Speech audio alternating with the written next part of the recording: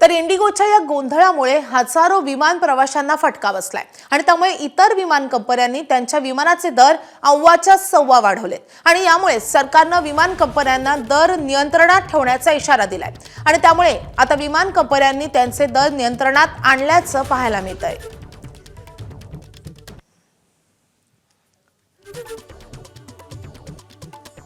तर विमान कंपन्यांनी सरकारच्या इशाऱ्यानंतर दर कसे कमी केलेले आहेत किंवा नियंत्रणात आणलेले आपण पाहतोय।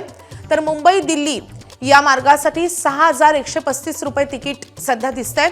दिल्ली बंगळुरू मार्गासाठी 6363 रुपये तिकीट आकारले जाते, जे तिकीट जवळपास 60 ते 70 हजाराच्या घरात होतं। दिल्ली पुणे मार्गासाठी 5495 हा सध्या सामान्य दर दिसतोय आणि दिल्ली कोलकाता मध्ये या मार्गासाठी 8595 रुपये मोजावे लागतील। तर दिल्ली चंदीगड साठी 3223 रुपये तिकीट दर दिसतोय आणि त्यामुळे आता सरकारने मोठं पाऊल उचलल्यानंतर इतर विमान कंपन्यांनी त्यांचे दर नियंत्रणात आणले। देशभरात इंडिगो विमानांचा घोळ 5व्या दिवशी सुरूच आहे।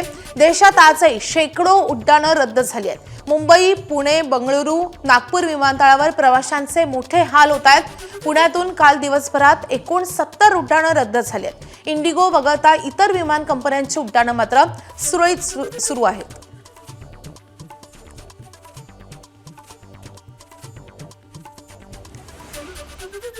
तर या सगळ्या घोळावरून इंडिगो कंपनीला डीजीसीएने कारणे दाखवा नोटीस बजावली आहे। इंडिगोचे सीईओ पीटर एल्बर्स यांना ही नोटीस बजावण्यात आली आहे। इंडिगो सीईओंकडून 24 तासांमध्ये स्पष्टीकरणही मागवण्यात आले। इंडिगोवर कारवाई का करू नये, इंडिगोवर दंडात्मक कारवाई का करू नये असा सवालही डीजीसीएने उपस्थित केला आहे। त्यासोबतच योग्य उत्तर न मिळाल्यास डीजीसीए इंडिगोवर कठोर कारवाई करू शकते।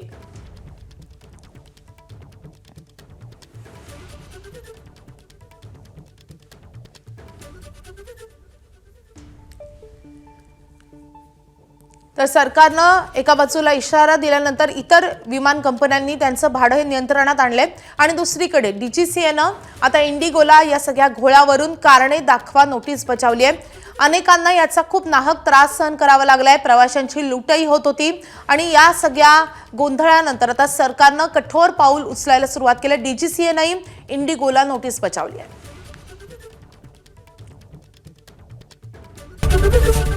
एबीपी माझा, उघडा डोळे बघा नीट।